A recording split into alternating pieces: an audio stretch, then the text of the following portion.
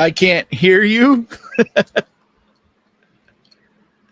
Welcome to the Death Rattle podcast, guys. That's a moment of silence for the greatest, the GOAT of metal. There'll never be another Ozzy. I'm not sure if you guys can hear me either. Let me make sure it's... Can you guys hear either of us? Check, check, check. Yeah, I got you now. All right. Hey. Cool. Hey, you know what? Why not? Right? Why not have, why not have an opening where, we're screwing off? So, we try to have something nice for the Prince of Darkness and no audio, but that's okay because nobody likes hearing me talk anyway. But I am in mourning, as you can tell. So this is my morning. I got to get my hair cut, man. Look at that mane on top. But it's we are in mourning because we are mourning the loss of the Prince of Darkness, of the GOAT. Yeah. There's probably no one celebrity-wise that affected my life more than Ozzy. Because legitimately metal was where I was born. You know what I mean? Like art for me from the time I was a little kid started with metal, performing in bands, going to see live bands. Like one of the first major concerts I ever went to was to go see Ozfest with Black Sabbath. And I went every year for years. And every year Ozzy was either him with Black Sabbath or solo headlined it. And so I saw him every single summer for, I don't know, probably 10 years or I don't know, quite a few years straight. I went to every single one. So I never got to go to Ozfest. I never got to see him live, but his music has always been like such an inspiration to me. My first band, Shattered Wings, I was like 13 years old when I started when me and my buddy started that band, and we covered Black Sabbath. We covered a lot of Black Sabbath songs, namely War Pigs and Crazy Train. And then the music video for the song that we played over our intro was like one of the first music videos that I saw that like I just loved the look. I loved the aesthetic. I loved everything. It was, I love the look of just the girls in that video. I'm going to bring it up and we're going to play it on mute just so that we can see, like, it's just women just in the 80s, especially like metal women, at this time there was like that perfect blend of just like badass and just sexy. And I love it. I love the hair, the makeup, like the spikes, like the whole. Let me go back there and look at that. Yeah, and and that's the thing I was gonna get to too, is like metal and horror just were connected. Like there was never really a time for me where they were separate. They were just like connected at the hip, because it was like all my favorite horror movies usually had metal songs in them. Yeah. And at the very least, the women looked like this. So it was like the women in the horror movies looked just like they did in the metal videos. You know what I mean? And then you also saw Ozzy in a bunch of different horror movies, or in his videos, you'd have horror movie like directors doing them or involved in them in different ways. Like, and it was always like, since I can remember, Ozzy was always like the king of metal. You know what I mean? Yeah, and like the Godfather. Yeah, I posted a picture, and I had a couple people saying negative things about Ozzy, and it's like, even his son said like he wasn't perfect, like he's human. Of course not. Was in in an era too where excess was like the thing, and he was super famous and addicted to drugs and alcohol and like all of that, you know what I mean? And so he made mistakes, but that doesn't change anything, especially when it comes to the art. Yeah, that doesn't change how influential he was over the genre. I never personally knew Ozzy, but I do know people that do or did know him personally, and none of them ever have anything bad to say about him. But like, regardless, the way I am about all artists is I separate the art from the artist, because artists are human, right? Yeah. And so there's varying degrees of mistakes, and like, quality of human. Like some of the greatest artists ever were not very good humans, but the art is what I always care about. And the art is pure, Yeah. Yeah. And that's something that a lot of people have to, there was a content warning on this, so I'm not sure if there's a crowd flasher or something, but this is just some live footage of Ozzy. So hopefully we don't get taken down. I won't risk it. The music would have already got us. Well, the music already would have, but I don't want to risk like a nipple taking us down if the music hasn't already. So I'll try to find something else. But because a copyright warning is different. Restriction is what we don't want. Like if there was nudity, we could get a strike, or I could get a strike because I'm monetized. Monetized, yeah. Well, so, and that's something that a lot of people have to figure out if they can do or not. Can you separate the art from the artist? And I think you should be able to. I really do. Like, because in that case, you're never going to have any heroes. You're never going to have any influential people. Because like people are people. They make mistakes. You know what I mean? Like Dave Grohl just made, the mistake of a lifetime, and that just now delegitimizes his entire influence over alt rock and rock and roll and grunge. Like we're going to throw that away. No, we're not. His songs aren't good anymore. No, they're not. And besides that too, I have a lot. There's something to be said about someone that is a man as well and admits to their faults and mistakes. And Ozzy, over and over admitted to, and beyond that, there's a lot of myth with Ozzy.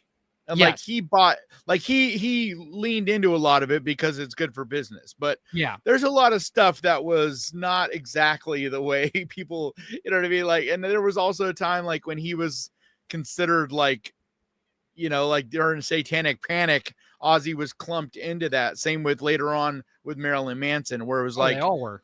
They were never really like the way they were painted either, you know? So, well, I believe Ozzy was a devout Christian. And because he has plenty of songs that would suggest that. Well, he grew up in religion. But I still think he believed in it. But I don't, regardless of that doesn't mean anything. Some of the worst humans that have ever lived are quote unquote Christians. So. Sure, I understand, but I'm just saying that isn't. That's why I know. I'm just saying like that. That's not either. The Prince of Darkness thing and the whole Satanism thing. Same with Marilyn Manson. Like Marilyn Manson, always went to church with his mom and stuff. It's like yeah. Like I just never buy into like any of that stuff. I always think a lot of that stuff is just kind of ridiculous. And then some of the, like I said, some of the greatest supposedly great people, we'll find out way later on. I mean, how great of a human is Bill Cosby? You know what I mean? But there was a time when people were like acting like he was America's, like he was America's dad, America's father. Yeah.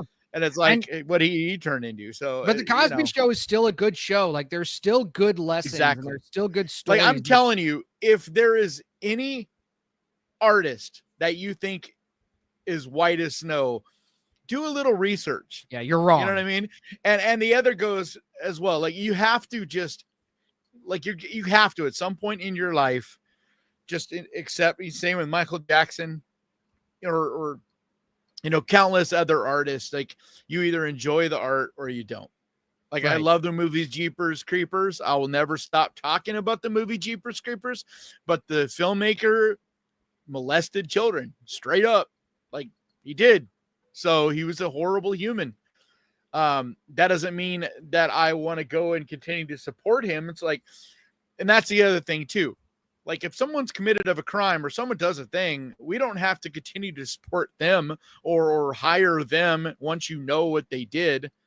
But it doesn't change the fact that you can still enjoy the art there, especially when it comes to movies, because it isn't ever just one person that makes a movie. Right. So like if you throw like a movie like Jeepers Creepers, if you throw that out, it's like hundreds of artists were involved in making that movie. Hundreds of people, that was their job. Like, so you throw that movie out, so you're going to throw that all their work, that they did, all those other people, you're going to discount everything they did because of that one piece of shit. Like, But you do you. If you can't separate art from the artist, that's fine. I don't think guarantee that's fine. you. I think that's a problem. I mean, it's fine as in yeah, but it's you. I mean, you're honestly, if you are that way, you're the one that's going to miss out, because eventually the artist that you think is white as snow, you'll find out something, or you're lying to yourself. And that's probably more of the case of where you're trying to believe the stories that so-and-so is good. You know what I mean? Like it just gets all messy, because life is not black and white. Nothing is ever black and white. Right. Like that's just not being a human. That's not reality. Everything is gray. So you just have to figure out where you draw the line. And like, I'm not going to tell you where you should draw the line, but I will tell you that if you don't learn to accept that and separate art from the artist, you're going to miss out on a lot of great art. Yeah. I also want to give a shout out to Saya. She's had some medical problems, so she's probably not watching tonight, but want to say shout out to Saya, one of our moderators. Thank you for all the awesome work you do, and we hope you get well soon. So I believe she's okay. Well, I know that she was from the doctors, from the hospital. I just haven't seen her in the chat, so she's probably resting or something. So I just want to give a shout out to Saya. Saya, we love you, and we hope you get better. And let's shout out everybody that, and kind of go to the comments now and get people's thoughts. And yeah, that's what we're doing. Al's in the chat says War Pigs is my favorite Ozzy song. Hell yeah. Mine, even though that's probably Crazy Train. Yeah. Like, even though it's like such a, I don't know. I was listening to a bunch of his songs last night. It's tough for me to pick a Ozzy song. You know what I mean? Like, yeah, there's a lot of bangers. Yeah. But there's like, Shot in the Dark is my favorite. There's different eras. It's not just Mr. Crowley. that. It's like different eras with him. Yeah.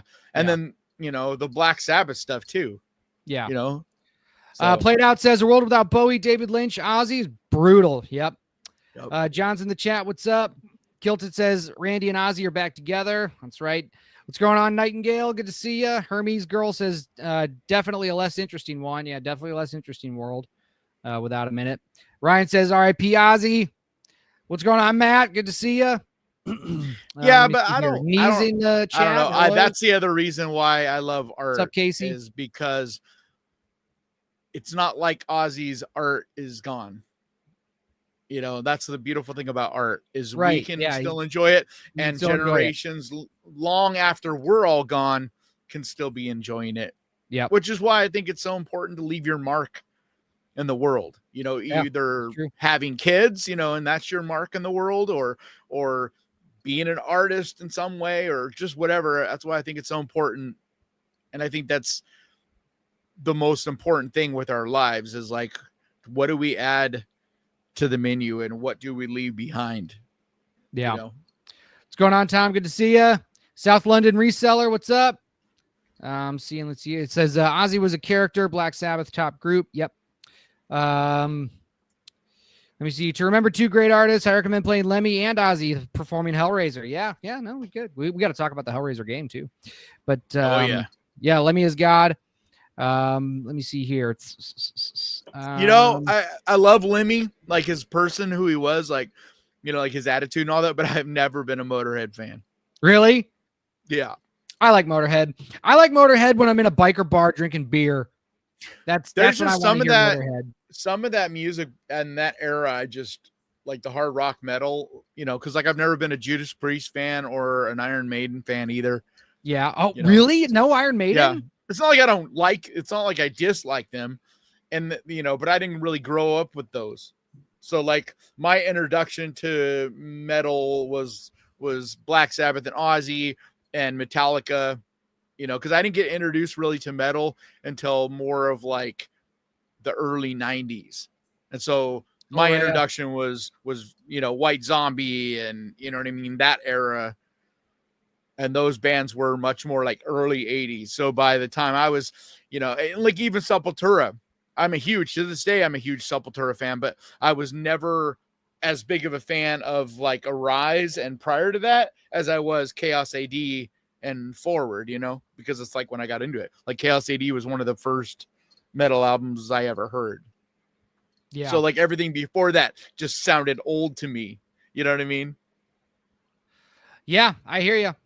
I just realized that I put stupid year in the title of our stream. I'm going to see if I can't change that. I hope that doesn't kick us off. What do you mean? Changing it? No. Yeah, no, it won't. Okay, all right. No. Okay, cool. All right. Remember, we even changed where we were streaming before, and it didn't change anything. Yeah. Casey says, I can't hear you guys yet. My dad keeps talking. He's in Ohio and just gained access to pot. This sucks. I'll join the conversation. All right, Casey. And man, where is everybody? Why is there so few people on right now? Maybe, I don't know. It's just a busy Wednesday for people, apparently. I was just hoping because my last video popped off so big. I was hoping that YouTube would share us extra today. Mine did. It's already at 34,000 in like 24 hours. Mine hasn't even broken 100 in the last 2 days. Yeah. I don't know what's going on with my channel, man. I don't know what's going on with my phone. Yeah, but you got to find your thing. I know, it's the same with me. I've had like multiple videos in a row that were just like underperforming, like half of what I usually get. So it's just how it goes. Lee says my suggestion is just to think extra hard on a subject and an idea and try to do something. And that's why this one that I just released is doing good, because, you know, I put extra effort and time and thought into the thumbnail. Well, we'll talk about it. We'll talk about it. But Lee says, for the first time I cried when a public figure died. Damn, I will miss Ozzy's presence. I even have his recent music. Yeah, man, it's a blow. I mean, every single metal band in existence owes their existence was affected to Ozzy by Osbourne Ozzy, and Black Sabbath. I mean, they really do. But not just metal, hard rock, like rock, not just hard rock, but like rock. I mean, because like literally there's kind of before Black Sabbath and then after like Black metal. Sabbath. Yeah. But it's just like how much it affected music. It's one of those where everything coming after Black Sabbath was different. You know, the way they used electric guitars, everything was just dramatically different. Yeah. From that point forward. forward. Same thing with Maiden too. Thank you, Terry. Thank you for watching. I appreciate it. Well, yeah, but Maiden was influenced by Black Sabbath. You know what I mean? Yeah. Judas Priest was affected by Black Sabbath. So like those bands wouldn't exist if it was, and the Motorhead and like those bands then inspired, you know, Metallica inspired, you know, and Pantera inspired, and like, you know what I mean? But it like really started with Black Sabbath. It started with Sabbath. You had what is it? Is it Deep Purple that gets credit for metal some too? Well, so those bands were like proto metal bands. So you have Deep Purple, you have Led Zeppelin, you have Queen. I would say Queen would be a proto metal. Queen is after that, wasn't it? Didn't Queen start in like more late 70s, early 80s? No. Because didn't Iron Maiden Stone Cold Crazy is like almost a speed metal song. I know that, but they were already kind of after, right? No. Let me see when Stone Cold Crazy came out. Yeah, dude. Black Sabbath started in 1968. Yeah. Wait, hang on. Sabbath started in 68. Yeah. But where was their first? Hang on, what was their first album? They started in 1970, so it's almost the same. But they weren't doing heavier stuff, I didn't think, until like the 80s. Like, because what year was Stone Cold Crazy come out? That's all. Well, it says 74. But I would still say that's earlier than I was thinking. I would still say because metal was still in its infancy, so I would still say that Queen would be like, I mean, Stone Cold Crazy is probably their most metal song, but I would still say Queen would be like a proto metal band. Yeah, dude, War Pigs came out in 1970. Yeah, so I mean, like Black Sabbath, Queen was already influenced by it. I don't know, man. It takes a minute. I'm telling you, if you listen to the music from 1970 on, it got dramatically heavier. Like everything changed. The way guitars were being used changed a lot after Black Sabbath. Yeah, I mean, yes, but But you're still talking about, I mean, Queen is still a pioneer. Like, I'm not, Queen is still a part of that group that really, just like Led Zeppelin is still, the huge influence on everybody. So, I mean, I'm just saying, like, in a lot of ways that Black Sabbath is kind of like that point in time. Cause like 1974, but they didn't know they were metal at the time. A lot. They just didn't know they were metal at the time. You know what I mean? Like that. Yeah. It's sort of an amalgamous sort of 4 or 5 years before like heavy metal was dubbed heavy metal. And I don't even think I don't know if it was even it had to be like late 70s, right? When the term heavy metal started, right? I think so. I don't know when the first term, I know it was a song title. I forget the band name. Chat, help me out. But there was a band that had isn't that Iron Maiden? Called heavy metal. Was it Iron Maiden? Yeah. I think so.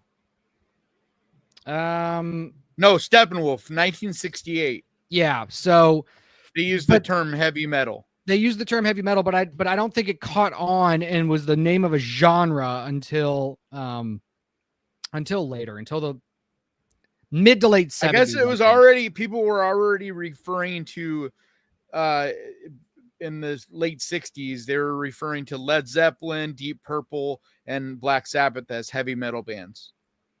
Okay. I mean, that makes sense. But I think it's just the reason it stuck more with Black Sabbath is because of those three. They were the more doomy, like more heavier. Well, they were doom because because acid rock kind of like Deep Purple got more clumped into like a more of an acid rock, and Led Zeppelin got put more in the like stoner rock. You know what I mean? Yeah, but Black Sabbath became like its own thing. And as the tree continued to grow, bands kind of went with one or the other and, kind of started to, because that's when we really started seeing splintering of all the different, subgenres of hard rock and metal. Yeah. Yeah, man. So. Super interesting. Yeah. Well, all right. So R.I.P. Ozzy. We're going to move on. I think we talked. And if any of you guys have a comment about Ozzy or one, I did a post on the Ghost Pirate channel, so leave your comment there. I'm reading all those, and it's a way to kind of, I don't know, as far as this community goes, to kind of say your wishes to him or his family or whatever. Yeah. So I don't know if any of them will see it, but I mean, there are people that watch this channel that actually are friends with Ozzy and his family and stuff. So you never know. So we saw I Know What You Did Last Summer. And we're not going to start there, are we? Like, let's leave that for last. You're going to leave that for last? Okay. Because we're going to have to get into spoilers. Okay. Well, I mean, that's what I'm saying. We'll have to leave that for like the last half hour, an hour or 45 minutes of the show. I don't know who all there's a fly. So I have an hour and a half. Friggin' Florida. No, not even that. I have an hour. I have like an hour and 10 minutes. Okay. So let's watch the 2 trailers. What did we have? We had the 2 trailers. Oh, yeah, all right, we'll watch the 2 trailers. Sorry, I may or may not have been doing a little day drinking today. Because I guess I can make the official announcement since the paperwork's all done, but we signed distribution. Oh, yeah. So yeah, but you had your other announcement that you promised this week. But that's not coming. We're gonna have to do that next Wednesday, hopefully, because we need a specific piece of art before I can do that. But the big announcement, the Hellgate has signed. That's right. The Hellgate has signed distribution, so look for it spring 2026. Because it usually takes about 8 or 9 months after we get all the deliverables sent out, which honestly the deliverables are pretty easy. I'm definitely going to get them everything they want by the end of this week. So that's it. But what are you doing as far as the poster and like movie art? They're doing all of that. So I'm getting a poster done that I had already had commissioned, but they have a whole marketing that is budget. super, super important. Yeah, they have a whole marketing budget dedicated to a new trailer, a poster, a bunch of key art, and a bunch of like promo stuff. So they're going to be doing it. Hey, what's going on, Rick? See, you just got here. Hello. Dude, I just realized that I texted what I thought was you to another friend. Oh, good job. You just followed suit with the silent because I thought you were doing silent because I texted you to do that. But in reality, it was just because we couldn't hear your microphone. Because that's why I started out like this and didn't say anything. Yeah. I texted you saying, let's do a moment of silence. That's funny. I just thought you had seen it.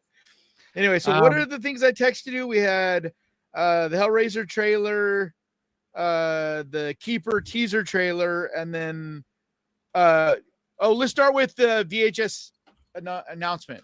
You want to start with the VHS announcement? Okay. Yeah, because I'm super excited about this. Okay, and is this on Bloody Disgusting?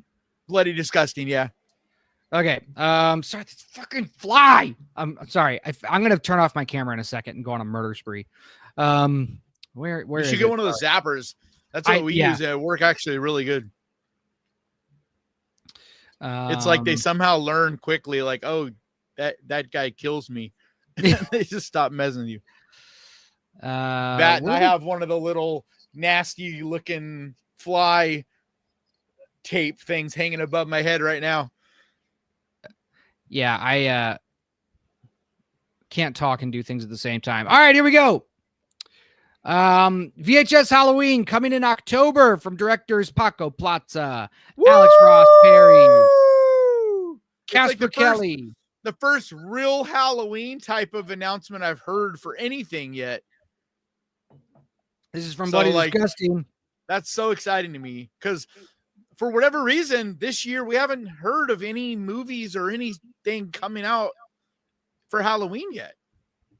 Yeah. And so that's a lot of the reason that, and I love the VHS franchise. And so them dedicating it strictly to Halloween is so exciting, but sorry, go on. I liked the first two. Did you see 94? I wasn't impressed. Hellratima? Are you kidding me? I wasn't impressed. Come on, chat, say it with me. Hellratima. Yeah. Or wait, was it 94 or 99? 94 was really good. 99 was kind of eh. The last one, though, the sci-fi one, had some pretty awesome.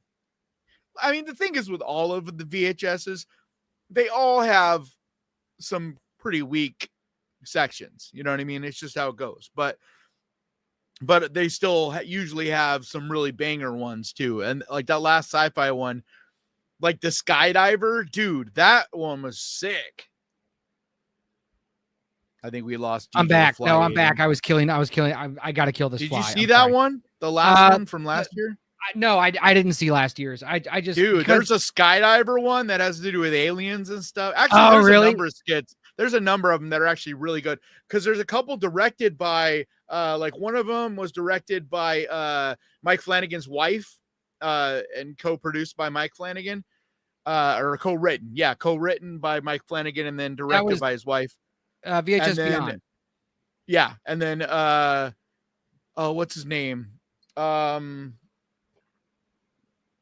it, he's one of my favorite horror actors. The guy that was in Barbarian. Why am I spacing on his name? Justin Long? Yeah, Justin Long directed one as well. That's pretty wild. But yeah, I think you'd like Beyond because it's the most different feeling from any of the VHSs because it's sci-fi and so everything is like alien and high tech and like it's just different. Okay. Yeah, I gotta watch it. But then 99 was kind of mid. But 94 had some really good skits. Yeah, I gotta watch it. 94 was the first one that I really liked since the first one. Well, like October all of 3rd. them had decent skits, or decent segments, but I don't want to say skits. The first two, it's just the first two. Each one of them were great. You know what I mean? Like, have you rewatched them at all recently? No. Why? Which ones don't hold up? They don't all quite hold up. Really? Especially in the second one. Yeah. Damn. The first I thought one, they were great. The like, Alien one, which one three is of the sections are still really good, but there's like one or two of the first one that I was like, well, yeah, they're not that great now. wait, which one's the Alien one? Is that 2? Is that in 2? It's like the found footage alien. It's the found footage alien one. Yeah, that's the second one. Yeah. That still. But that's what I'm saying. Like each one has really good. Yeah, and it has some really good ones, but there's also some in it that if you rewatch it now, you're like, yeah, this isn't that great. It's one of those funny things about like revisionist history. It's like because you see it at the time and it's a new thing, and so it's amazing at the time. But if you go back and rewatch it, you're like, yeah, compared to the new stuff, it actually really isn't that great. You know what I'm saying? Yeah.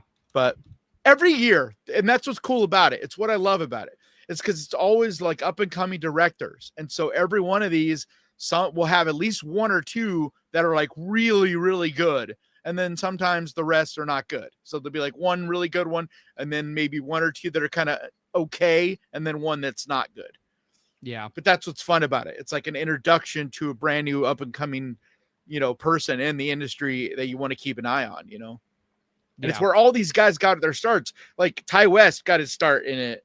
That's right. Like all these they've all gotten, and so that's why I love it, because I guarantee you this Halloween one, some of it's going to be like, yeah, it's okay. You know what I mean? But there'll be some that'll be super inventive and cool. So yeah. All right. Well, so that's VHS Halloween coming out October 5th this year. So watch it. Okay, and let's watch the teaser. This is Hellraiser. We're gonna do Hellraiser. No, save that. Oh my God. Let's just quickly do the teaser, because I'm excited about that. I haven't fully watched this trailer yet. Okay, what do you want me to look up? But I want to quickly get to the Osgood Perkins new movie. What's Keeper teaser trailer just dropped. Keeper. But I don't know if it's the same teaser that you saw after the credits for the monkey or not. Oh, well, so I don't know if it's any different. I didn't stay. I know you didn't. I know you didn't. That's why. I do know that this is not a comedy. This is going back to being a creepy kind of thing. Well, we'll fucking see. Thank you, Diddy. I'm in mourning. This is my mourning suit for the death of the Prince of Darkness. But thank you. All right, so we didn't even coordinate, but we both went with black. This is the new Osgood Perkins movie, Keeper. This is the teaser trailer. Let's see what it looks like. How long is it? It's a minute, 1 minute, 18 seconds.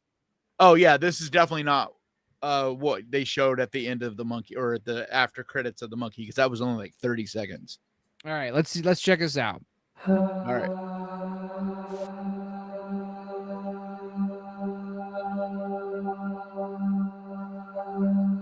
Oh, it is. It is the same thing. It's probably just a more extended.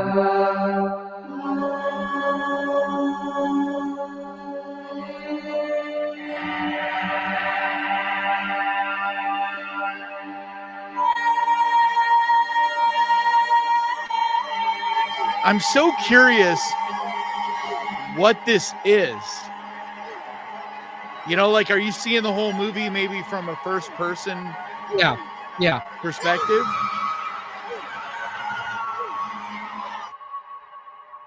This place isn't right for me. I'm probably an alien. Hold on, look at the date. When was this released? I want to make sure this is the right one. Like, I know that's Keeper, but I'm saying 2 days ago. It says 2 days ago. Yeah. Okay. Cool. Yeah.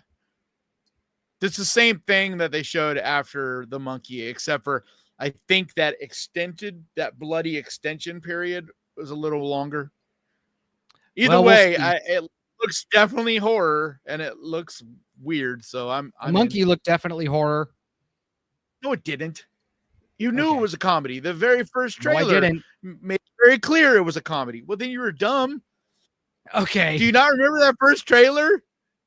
Like, it was very clearly a comedy. It looked to me like it was going to take itself seriously. That there was going to be this cursed object that took itself seriously. No, all of the everything We just talked about it, so I know that that's not true. It doesn't matter. Everybody knew he was doing he was trying to do a black comedy. Like he was promoting it as that. That was the whole idea behind it. Okay. I mean, even it's based on anyway, yeah. Maybe I'm misremembering, but even if I went into the movie thinking it was a comedy, it's still shit. So we didn't think it was funny anyway. Let's not get into that because we really are polar opposites on the way we feel about that movie. Oh, yeah. But let's get into something that we're both excited about. All right. The Hellraiser game? Yes. Okay, finally. Thank you. All right, here we go. We're watching the trailer for the Hellraiser game. And then we can take a big dump on. Well, don't spoil it. All right, here we go. That's why I stopped myself.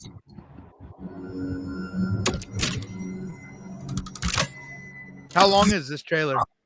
1:30. Nice. Okay, yeah. I definitely didn't see all of it. Whoa! Whoa! Whoa! Well, too late now. Keep going. Too late now. There goes our content. Sorry. I don't think you saw nipples. So you did. Probably good. Several times. Sorry. Okay. If anybody's watching this with your kids, which I saw guy nipples. I saw guy nipples. She had small breasts. No, it was a guy. We just saw guy's chest. Oh, I see. Yes. This is just YouTube. This is guys. It's on YouTube, so YouTube can't get desirous, gaping heart.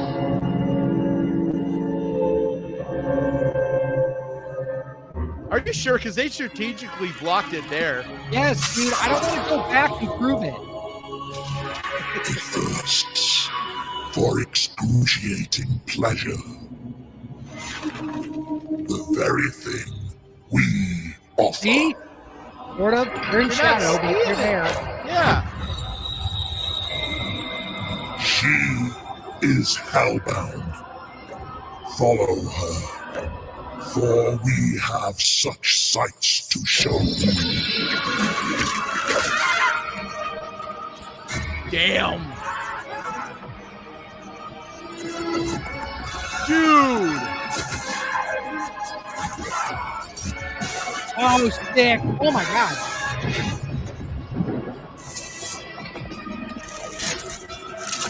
Please tell me this is a story game, right? Yes, it's not. That's what I was just about to say. Wait. Yeah. It doesn't look like it's going to be, because that's what I keep. Thank Christ. This is not a game. We finally have, This is not like a 1v all shoot 'em up game. I'm so sick of those Dead by Daylight. Like they're literally a Dead by Daylight engine with just a different horror movie. I played Killer Clowns. I played Killer Clowns like for a day because it was just a reskin. I played Texas Chainsaw Massacre. It was okay. Friday the 13th. Like I own them all. They were all fine. But it's not what we have been wanting. We have all, as horror fans, been wanting like legit games. Like this looks like a legit game, like a story this looks mode like a story-driven game, and oh my God, I hope it is. Oh, it looks so good. I haven't heard like definitively, but it looks like it's a story mode game. It better be. It looks like it's. Hang on, I want to bring that. I'm going to bring that back up in a second. Give me. I want to look at some of those.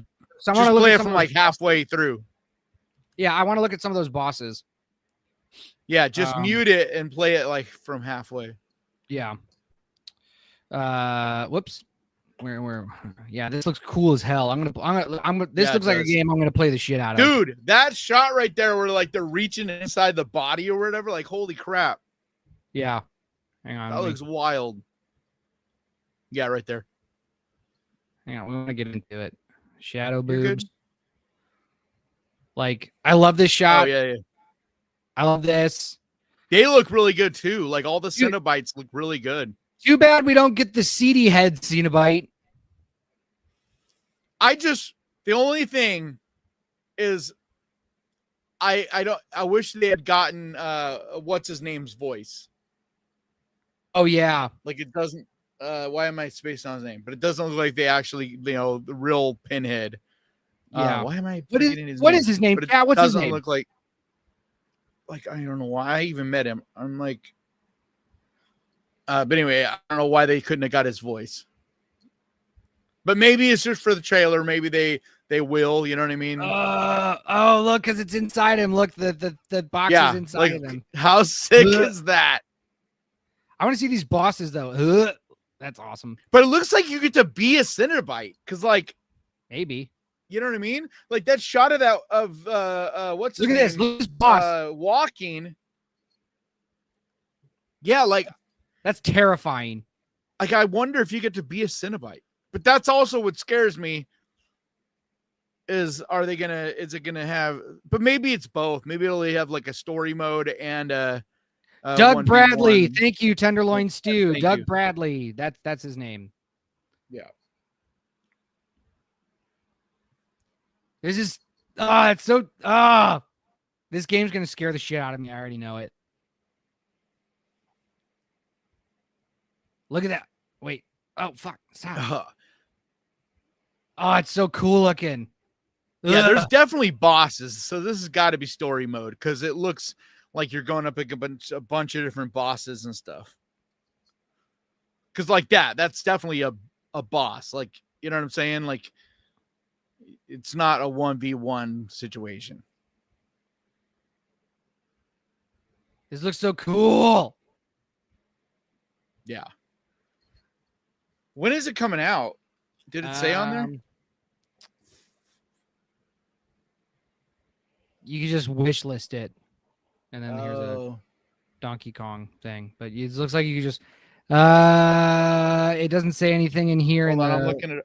You can look it up, but there's Chatterer. Who said they like Chatterer? John Connor says Chatterer is his favorite Cenobite. There he is. Looks like you get to fight him off you. Yes, thank you, Hermes girl. Cuzkin, my cat can protect me. Okay, so it's gonna be on Xbox, so that's good. Yeah, I'm gonna have to go buy I have a PC that can run it. So I'm not going out and buying a console. Screw that. Yeah, it's gonna be on Steam. So your PC, I'm guessing it's gonna be on PlayStation as well.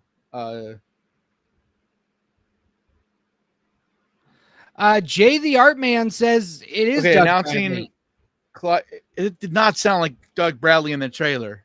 That's what Jay the Art announcing Clive Barker's Hellraiser revival. See interactive. We're excited to announce Clive Barker's Hellraiser revival coming to PlayStation 5, Xbox, PC. Lifelong fans of the Hellraiser franchise, has been an honor to bring this blah blah blah. It's a single player first person action survival horror game. Nice. Hell yeah. That will put you in the dark world of Clive Barker's twisted imagination. Let's see. I'm also curious if Clive Barker is involved in it. You know what I mean? Yeah. Like story and stuff. See. You must fight with various melee and ranged weapons and use mystical powers. So it's like you're going to find, get powers and stuff along the way. That's so dope. Oh, dude, you're going to have to bargain with Pinhead to help your girlfriend. So like you're basically sounds like you're going to have to do missions and stuff for Pinhead. That's awesome. Yeah. It's going to be filled with Cenobites, cultists, deviants, the realm, the labyrinth. Speaking of the story, Mr. Halloween, come on. Hell yeah. So the story was Clive Barker was consulted and worked with on the story in this new chapter. So it's going to be canon. Oh, sick. Yeah. Mr. Halloween says Hellraiser 1, 2, and yes, 3. Best series. It's a shame Clive doesn't direct anymore. 3 is not good. It's not good. Let's not 1 and 2. 2 is probably the best of all. Two's the best. 2's the best. Let's pump the brakes there a little bit. 3 is not. I feel like from 3 on it wasn't good. And then I did like the rebooted 2022 one. I know not everybody liked it, but I did. I didn't think it was necessary. But it's not really canon. Like this is clearly the OG type of Hellraiser. Art with the Mars says this game should have been made decades ago. Would it become a legendary series like Resident Evil and Silent Hill? Well, it still can. Yeah, it still definitely can. It makes me wonder too, like if we'll end up seeing a new movie spun off of this in some way. I hope not. Because like game.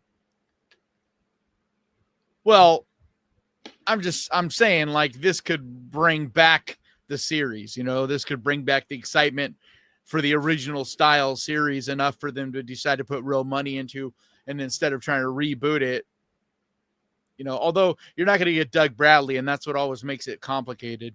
It's the reason that David Bruckner rebooted it in the first place, was because you can't bring back, you know, the main guy. So the only other option in his mind was to like try to restart it. Yeah. Yeah. So that looks sick.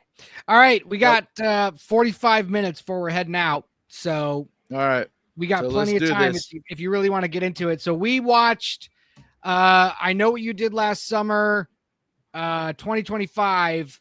And well, let's just say this is one of the rare times that Caden and I agree on a movie, and we both agree that it's probably going to be the worst movie of the year. Yep.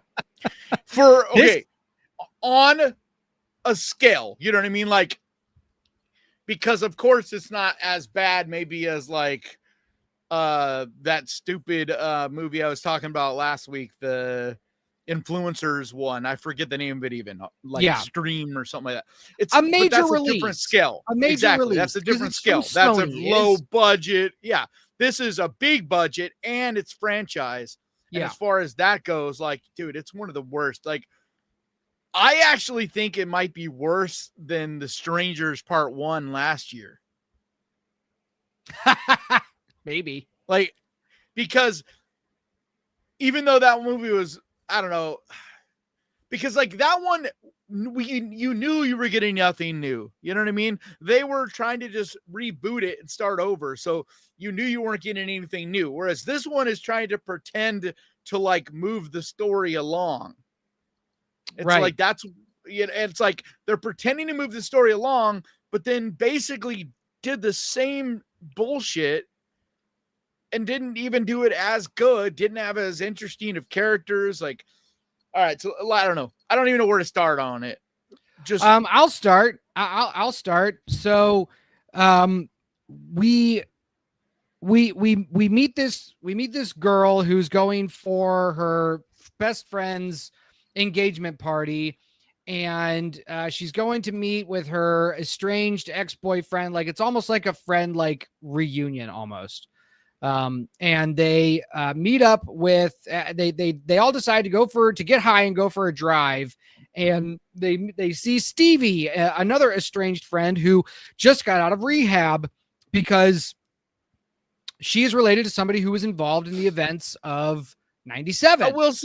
I will say one positive thing.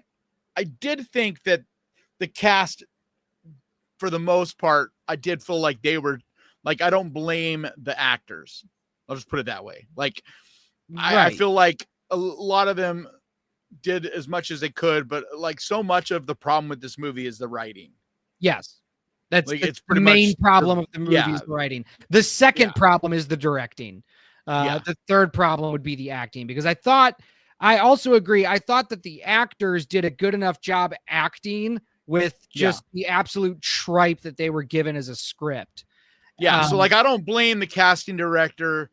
You know what I mean? I don't blame the cast, because I do think, especially the two main girls, I think both of them with a good script, they would have been just fine. Like, you could have done this movie, definitely had them still playing those roles, and it would have been good. Like definitely a serviceable, you know, I Know What You Did Last Summer, you know, rough reboot, whatever you want to call it. Right. Yeah. It's not them.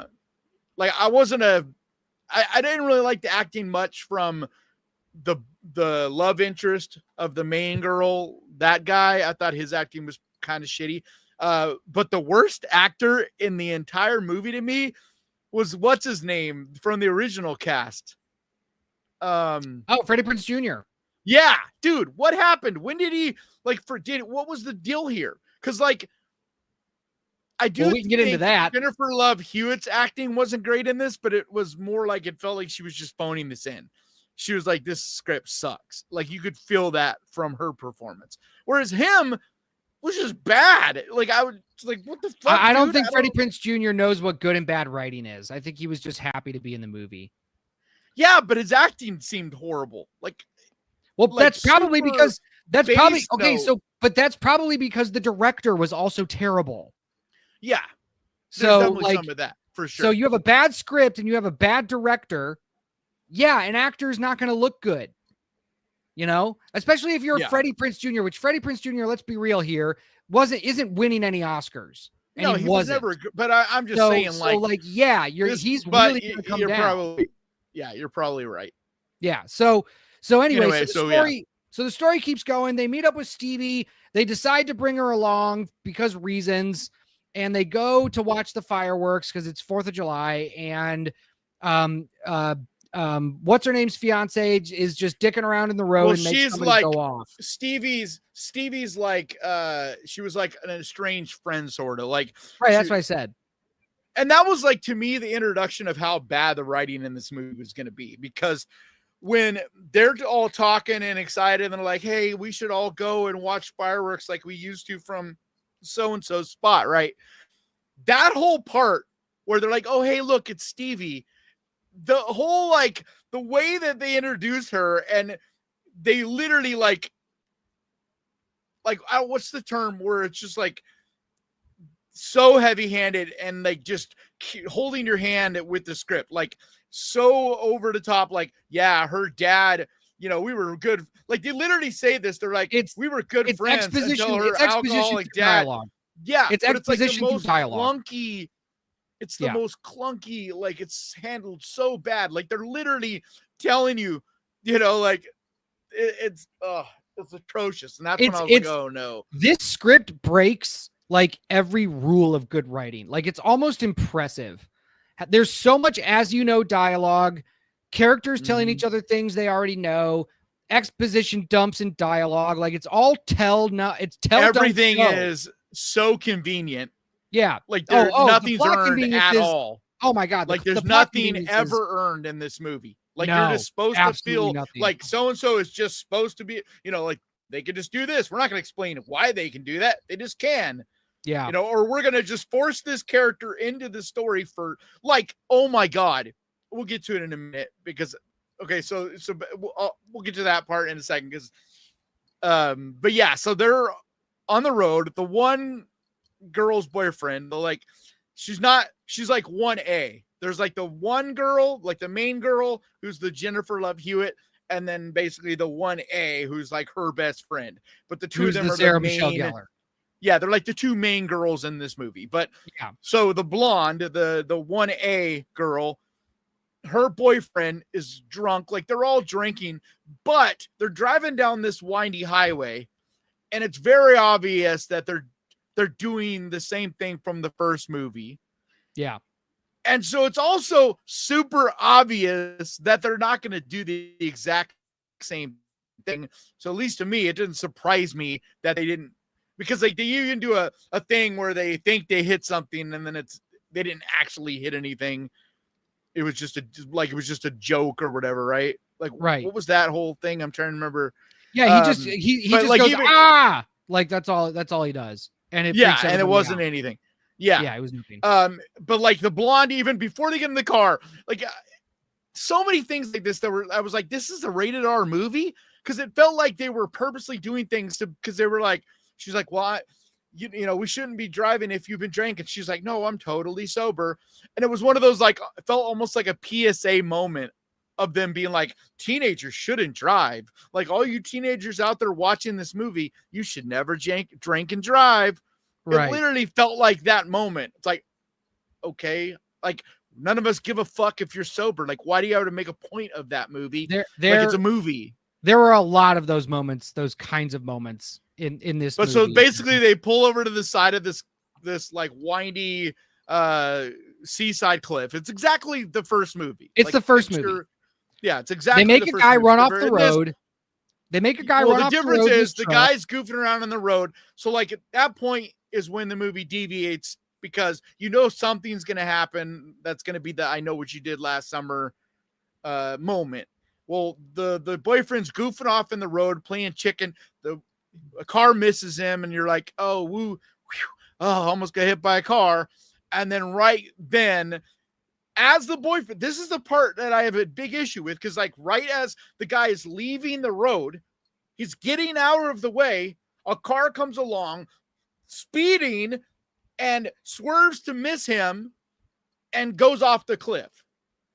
So right then and there, I'm like, that was a fucking accident. It's not like the first movie where they were drinking and driving and then hit some poor bastard. This movie, they literally weren't doing anything wrong. Because, like, yeah, the guy was playing around on the road, but that car that he was playing in the road from didn't hit him. Like, he was walking over to be with the rest of his friends. So that fucking car was driving too fast on a windy ass cliff road. And so it's on them for, you know what I mean? Because if they hadn't swerved, they wouldn't have hit just him. They would have hit the whole group that's standing by the car. Right.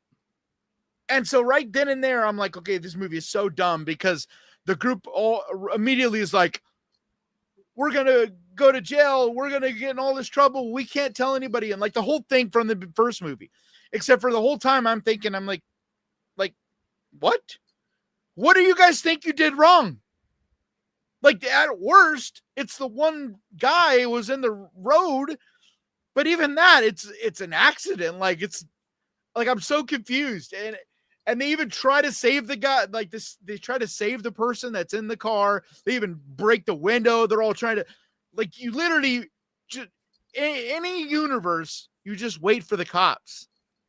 Yeah. Like, you wait for the cops. Nobody's in trouble. It's an accident. Right. But no, they don't want to. They would rather call the dude's dad, who's a politician, who also like just apparently owns of the police. Like he just owns the police, because so anything this politician's going to say, the cops are just going to go, "Durr, okay." And that's what happens, because we go a year later. That's stupid too, because the way, because like half of the group is like, we should stay here, right? We should wait here for the cops. And the one guy's like, oh no, we're just going to the police station. We're going to go to the police station and file a report. But then he doesn't go there. He just drives back to the house. And everybody's like, hey, I thought we were going to the police station. Like, it was so dumb. I'm like, this whole time you're driving, you thought you were going to the police station up until you basically are in the garage in the garage. Yeah. Like, what? You'd think somebody would be like, we were supposed to go that way. And no, it just never happens. And like, what cops are going to tell you, yeah, leave the scene where there might be someone dying or dead. Right. Leave the scene, drive to the police station. We'll get your report there. Yeah. In what universe? Zero. Ugh. But then so then it's a year later. Hold on. This is up there as maybe the dumbest fucking thing in the entire movie.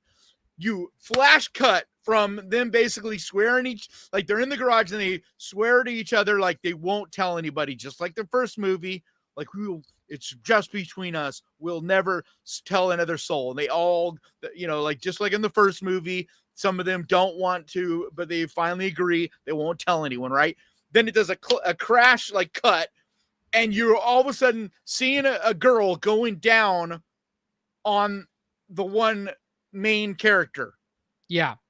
And all of a sudden, I guess now this girl who had been like in love with this guy or like whatever, pining after somehow this dude, she's gay now. Somehow now she's a lesbian, or at least bi. And that's fine. But what does that have anything to do with the movie? Nothing. Well, the reason is you find out, in my opinion, later on with multiple things, that this person, this woman that made this movie, is a man-hater, and I'm guessing a lesbian. Because there's numerous things. Yeah, there's numerous things. Like that one line, line at the end of the movie where she's like, if the moral of the story is if guys would just get therapist help, none of this would have ever happened. None of this would have ever happened if guys just went to therapy. It's just like, what? You're like, there's a million things in this movie if a guy would, that that wouldn't have affected. Right. So if guys went to therapy, then they wouldn't help their girlfriends commit serial killings. Like, is that because like it's still her fault, but it wouldn't have happened but none if of guys that, went none to of therapy.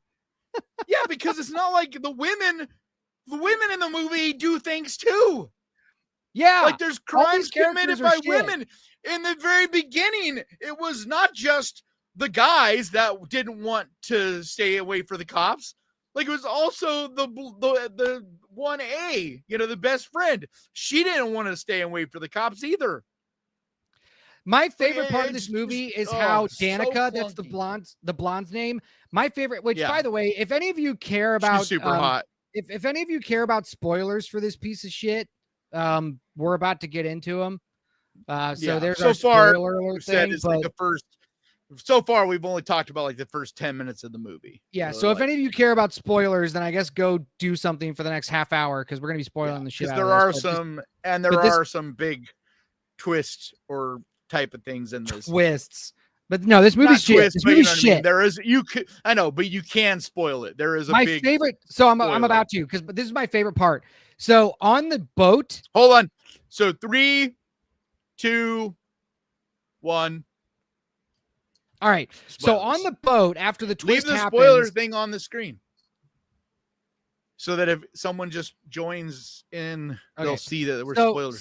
So if on the boat when the first twist happens and we know that Stevie is the killer, that first twist, she fucking guts Danica with that fish hook. She guts her and throws her off the boat, and then she's alive. Not just that. She's out in the middle of the ocean. So this huge wound in your stomach, and you're somehow able to also swim all the way back to shore. Or get washed to shore without being fucking eaten by sharks. Because you're bleeding in the water. And on top of all that, then that Stevie chick is also alive. To her, somehow she survives.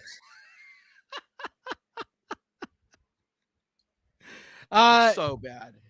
Oh, and I found out this. That whole ending was I don't even understand why they felt the need, but that whole ending was a reshoot. What? So So originally, the blonde was supposed to die and Stevie was supposed to die.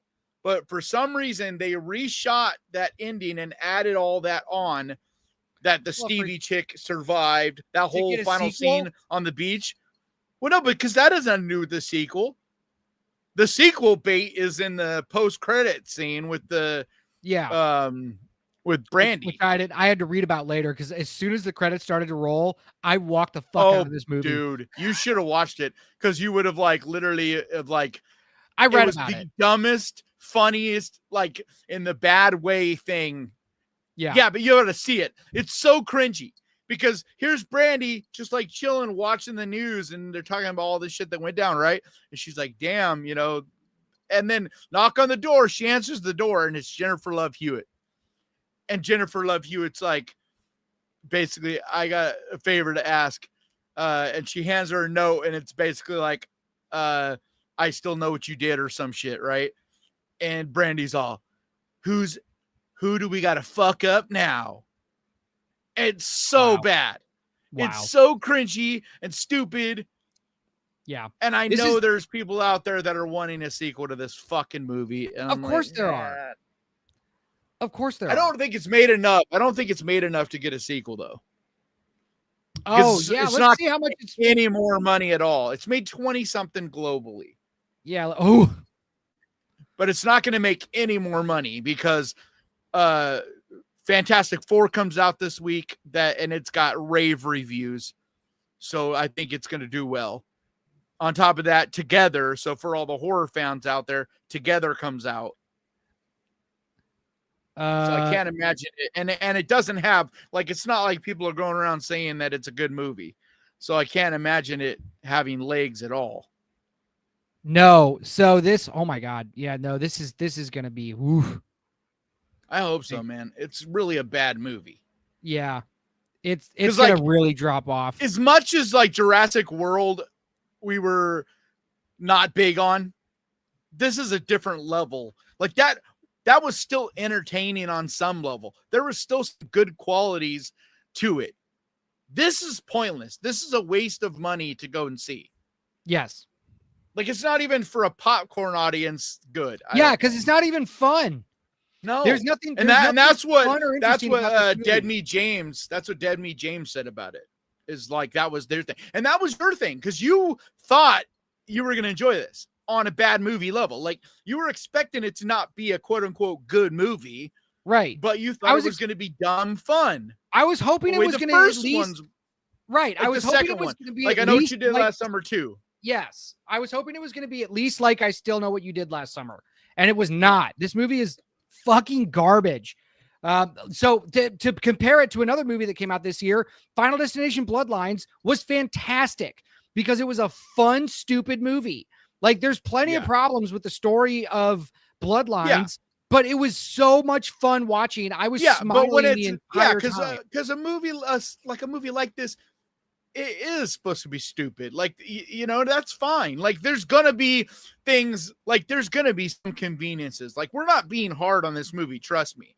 Because, like, I am fine with there being plot holes. I'm fine with it being convenient and like you're like, yeah, that's not reality. Like, things don't really happen like that. I'm fine with that stuff. But there's a big difference between that and just straight up unlikable, bad written stuff that's just not fun on any level. And there's just so much dumb shit. It's like the whole podcaster chick, like I was talking about, where all of a sudden the main girl's a lesbian now. And oh, surprise, surprise, the girl that was going down on her is a podcaster, a true crime podcaster. So of course that's where you're going to get your plot dump, your exposition. Yeah, like that's literally all she's here for in this movie, because as soon as she's done giving you this dump to catch anyone up that happens to be new to see this movie, they murk her. Yeah, and they give away the entire big twist in that scene. Yeah, I'm like, who the fuck wrote this that didn't realize that they literally gave away who the main killer in this movie is? Oh yeah. There were almost no red herrings. Recognizes, as soon as she recognizes who is going to kill her, there's only one person it could possibly be. Right. Right.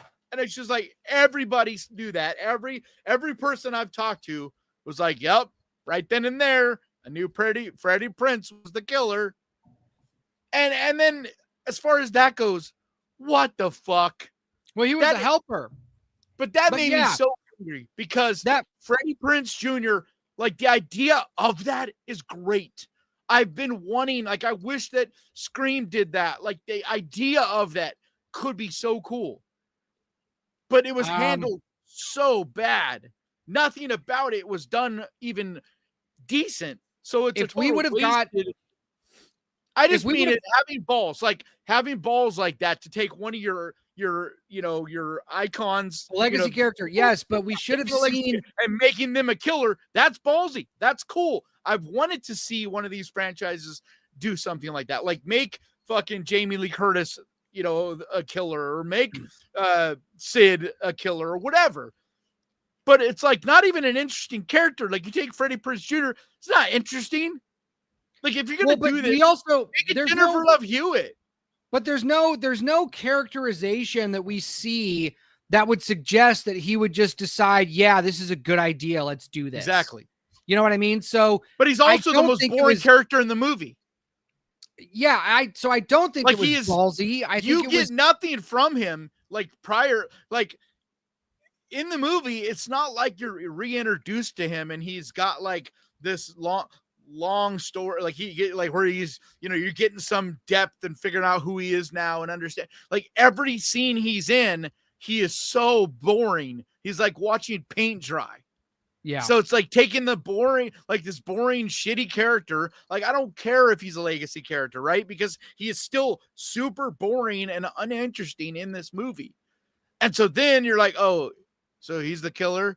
And then his motive is like the dumbest shit ever.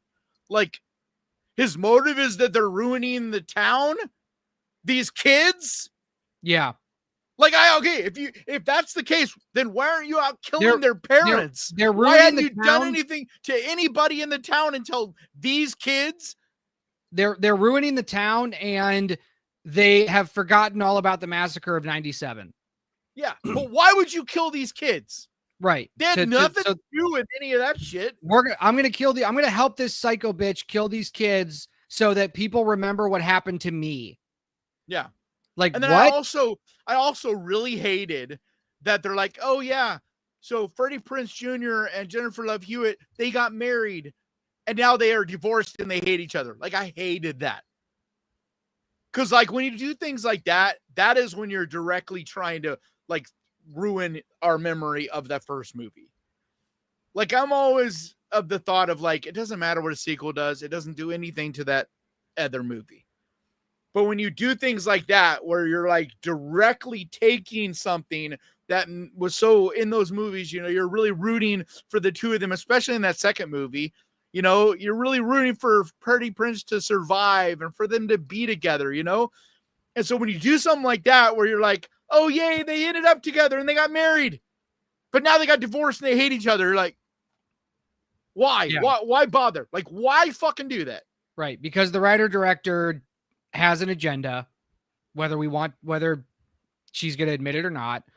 The script is a self-insert. She wrote herself into the script, and she wrote, you know, what she thinks about things into the script, and she's a bad writer. It felt like someone that this movie felt like it was written and directed by people that think that, oh, I can figure it out. Like those kind of attitude of like, oh, I haven't done a horror movie before. That's fine. I can figure it out. It's just horror. Like, yeah, but she didn't do anything like prior. No, that's what I'm saying. Like, it feels like filmmakers that are like, how hard can it be? I can figure out how to make a horror movie, but like don't have a clue how to make a horror movie, because this feels like its DNA is not horror. Like, it's one of those hard things to even quantify, but you could just feel it. When there's someone that gets made like a Hallmark, like their whole career, they've made TV episodes and Hallmark movies, right? And now they try to make a horror movie and you're like, its DNA is not horror. These people are not even fans of horror. They hadn't even watched horror movies. Like, they don't get it, because there's a lot you can do a lot. You can make a lot of mistakes for me. Like, I'm an easy win. Like, you can make a lot of mistakes in your movie and I'll still enjoy your movie. I'll still like your movie. But when its DNA feels like it's a cash grab, that's when you get me angry. And like, as much as I had major issues with Jurassic World Rebirth, its DNA still felt like there was some real care there. Like, you could really feel that Gareth Edwards, especially the director, did care about this franchise, was trying his best to make a good movie. It had problems, especially with the writing, and so it doesn't really work, but you could still feel that Gareth Edwards does love and care about horror and monsters, and you know what I mean? There's a difference there. This feels like they have no clue about what even makes horror movies special, or like what it even is to make a horror movie. Like, am I wrong? What have they done before? The writer-director of I Know What You Did Last Summer has done nothing but teen comedy dramas. See? And that's exactly what I just said. Has a partial writing credit with Thor: Love and Thunder, so that should have given away that she's a shit writer. Oh my God. That should have given it away that she's a shit writer. Oof.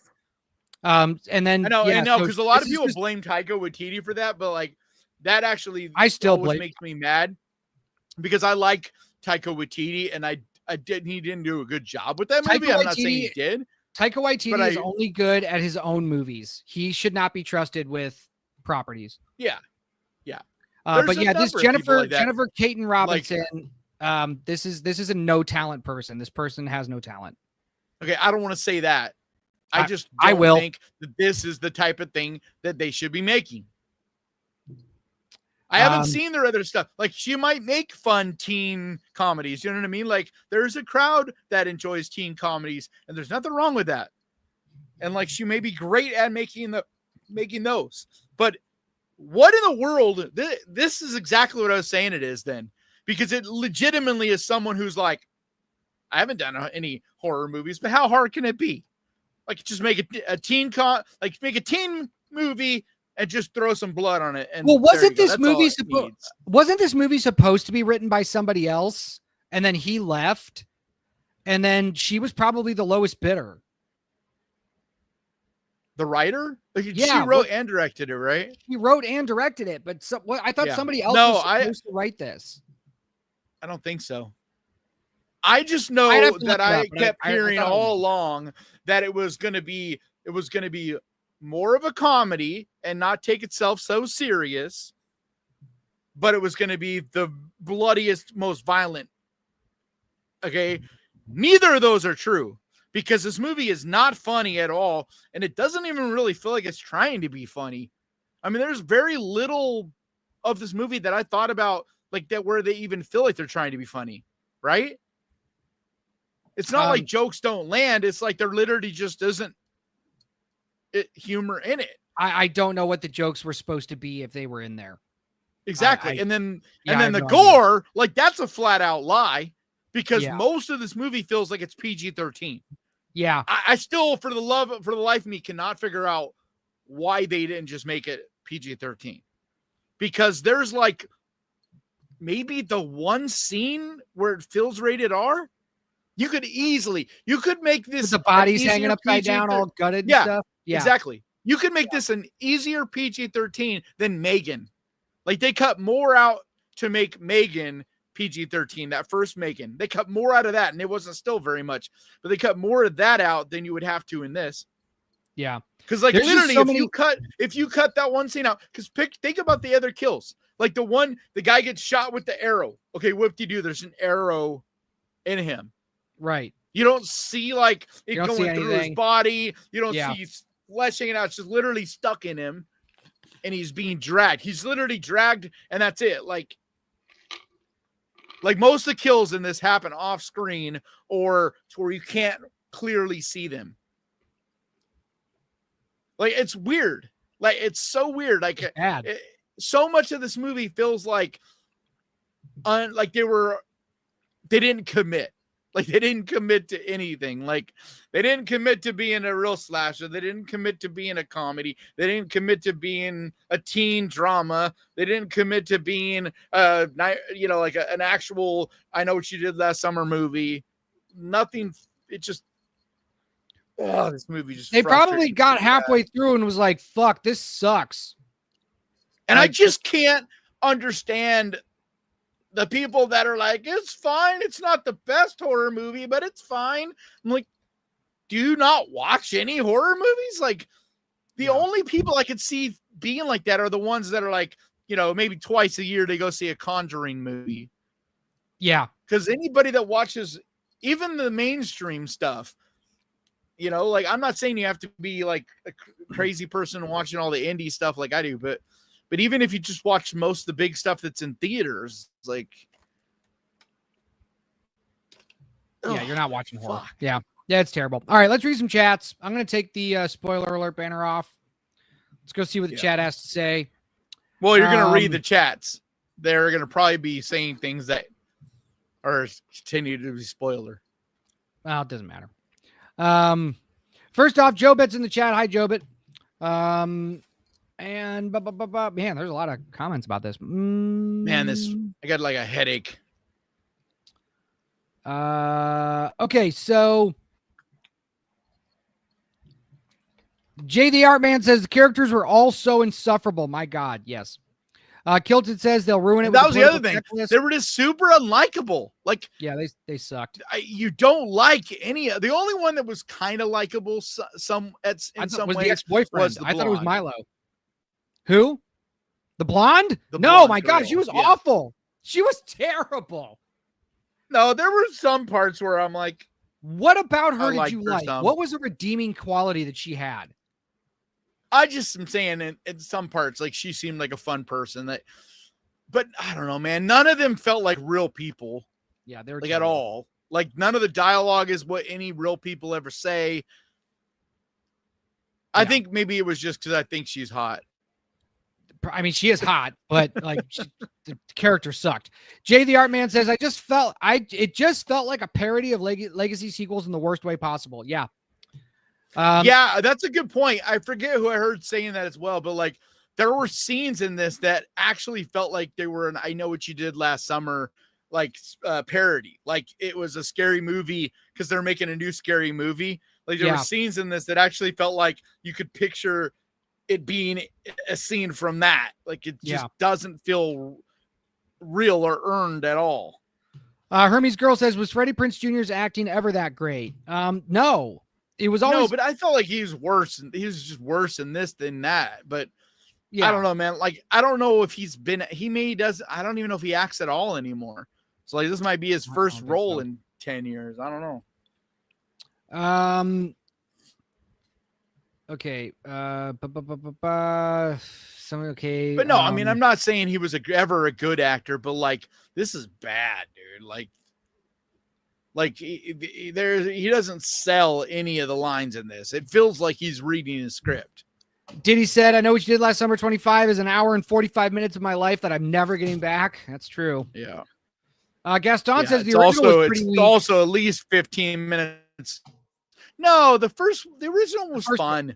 First one was yes, fun. It's just a spin-off. It's just still Scream. Like I've never argued against that. Like Scream is obviously the better movie, but it's still fun. Like to me, it was right up there with Urban Legend. There's something still fun about those teen slasher movies in that era. Like they're not good movies, but they're what you were saying about Final Destination Bloodlines. You know, they were in that category of like they were stupid fun summertime movies. But this isn't even that. This is not fun. Like there's nothing fun about this movie. Like a lot of it is very mean-spirited. It's very mean-spirited and just like angry. Like you can tell like none of them are like real friends. They all feel like they're constantly tearing down each other more than anything. Yeah, they're like, which I mean, I guess, you know, if you're in a rich, like well, except for the two girls, book obsessed type of, you know, it's they're kind of see that, but the two girls were both very like Yas Queen, hyper or toxic positivity. You know, the whole. That's like, another thing that bugs me is all of the females dialogue and writing and stuff in this. All of them are they're just gassing each other like, up. Yeah, it's very like nobody talks that way. Nobody is that like stereotype. So like I don't understand the director. I don't get like it's bizarre. Like this movie's bizarre. Hermes Girl says sometimes it feels like a overly woman power kind of thing, but then at other times it feels like the writer's kind of making fun of that. So you're just like, what? That's a conversation you can have, that they've become a parody of themselves. You can definitely make that argument. Hermes Girl says you could literally end every serial killer movie or documentary stating, if so-and-so went to therapy, this may not have occurred. Yes. Well, yeah, but that's not, I wouldn't even have an issue with that. Like if they had been at the end of this movie, man, if Freddie Prinze Jr. had just gotten therapy, you know, everything would be okay. But they say if men, so it's blanket statement. It's straight up on the nose, like blatant man hating. And that's so annoying. It's just dumb. Like it's just like a dig at men at the end of the movie for no reason at all. Like, and that's the best thing I heard anybody say. I forget. I've heard a few people say this at this point, but who the fuck was this movie made for? The writer. Who's the target audience? The writer. Like who's the audience? It's the writer. Like do they write it for women? Not really, because like the women do some stupid shit in this, and like that's what I meant by like this is not written for teens. It's a self-indulgent project because that's the other thing. From the director. If it was written for teenagers, right? So like, oh, maybe we're not the target audience, so we didn't get this movie because it's written for teens. Well, if that was the case, then why did they do so much nostalgia bait? Like there's tons and tons of nostalgia bait. Like we didn't even get into all those, but there's so many like heavy-handed callbacks to the original movie that are like not even cleverly put in the movie. It's just literally doing the exact same scene again. Yeah. Al says, is that Hellgate movie available to watch? No. It's going to be spring of 26. I said earlier in the show that we signed distribution. That's just right here. Yeah. So we got some distribution, but it's going to be spring of 26. Let me see here. There's not that much. The best thing about the original was the typo negative in the soundtrack. No. Oh my God. Like maybe the worst of all the nostalgia bullshit moments was the Jennifer Love Hewitt, the whole like, come and get me, I'm right here. That fucking thing. Yeah. The way that was done was so fucking dumb, so out of place, just crammed into the movie just to be like, oh yeah, I remember the fucking meme of her spinning in the street, you know, like, oh, I remember in the first movie. Yeah. Hermes Girl says, have you seen comedies nowadays? They say comedy, but really they're dramas. No, that's not true. There are still plenty of like blanket statements like that drive me nuts because yes, there are bad comedies. Yes, there are stupidly written things, but there are still funny things too. Like it's not like I hate that old man on the front porch thing. Like, no, that's not an excuse. It's not that nothing is good anymore. You can't do that. Like, even if that was the case, you cannot give that pass to this writer. I don't think she's giving the pass to the writer. I don't think she's giving the pass to the writer. I think she's trying to say that. That all comedy is like not funny anymore. It's all right. But that's not the case because there's lots of horror movies that we still see funny things in all the time that still do a good job. Like Final Destination Bloodlines had plenty of funny scenes in it. There was some really great humor in that movie. Like I don't believe in that of giving, because that's like giving this writer a pass. It's like, oh, well, nobody knows how to write comedy anymore because what that is, that's the PC crowd. That's the, well, everything's got to be politically correct, so that's why nothing's funny anymore. And it's like, no, that's not the case. Because there's plenty of fucking comedians that say all kinds of crazy shit and get away with it all the time. Like the whole canceling shit drives me crazy because it's like, have you not been paying attention for the last couple years?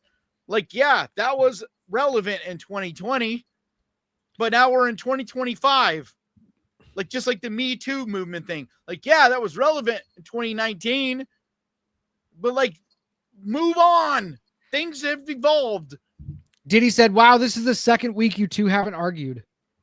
I thought we got into it last week about something. We always get into it about something. I thought we did. Kidden says they need to do a new sleepaway camp. No, they don't. Stop remaking movies. Stop doing new movies. Especially ones that were bad and only are good because of the era they were in. Sleepaway Camp was not a good movie. It's only good because of that. Imagine that movie right now. That movie nowadays, that's not a good movie. It's only good because of the time period it was done in, the setting that it was in. Like, the whole movie is really, like, I don't know if you've watched it recently, but the whole movie has this very weird, like the person that made the movie is not very good at making movies, but they got lucky and it works in a weird, uncomfortable way. Like, though, and then the sequels were really not good.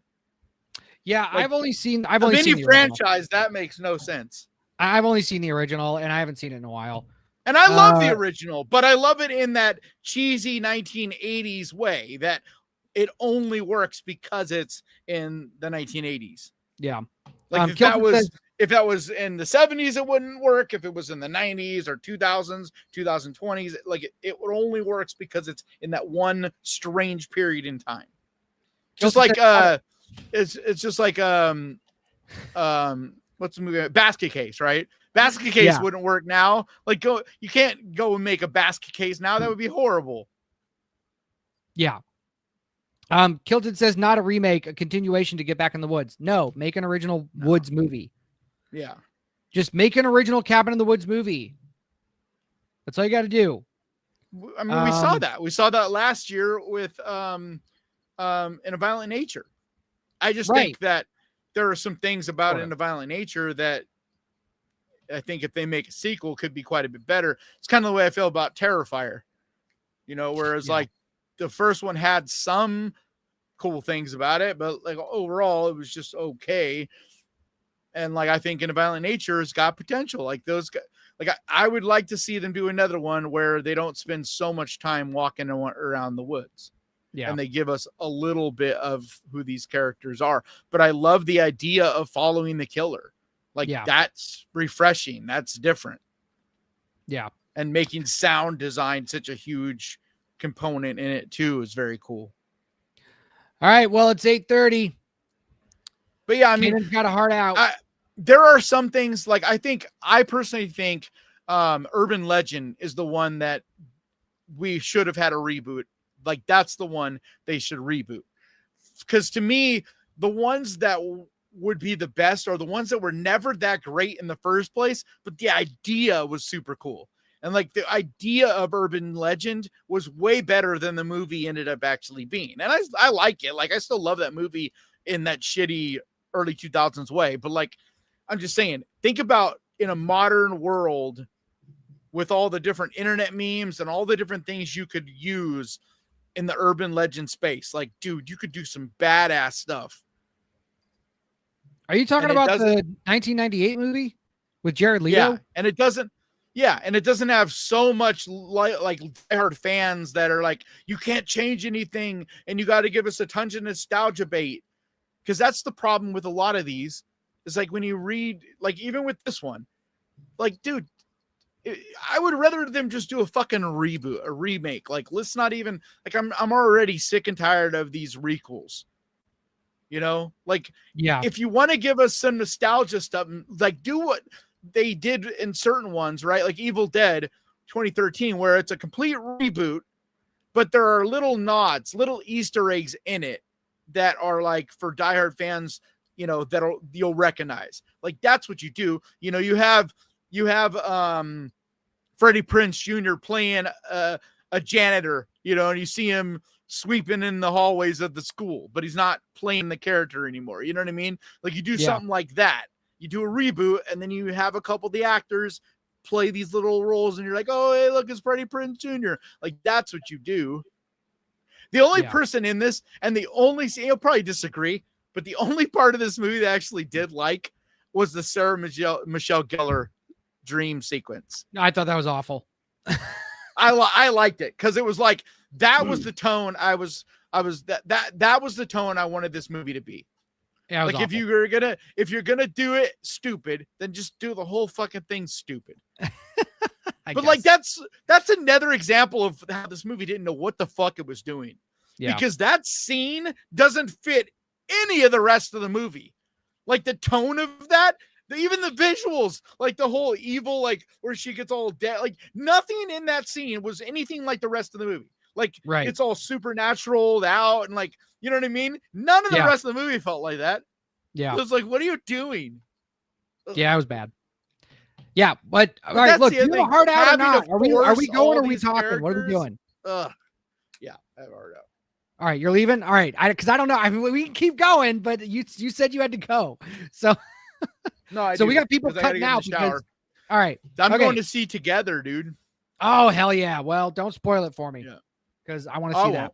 So I just want to be able to make sure I take a shower and get something to eat beforehand. All right, we'll definitely do that. All right. Cool. All right. Well, thanks everybody for joining us. Rest in peace, Ozzy. I know what you did last summer was a piece of crap. The Hellraiser game looks awesome.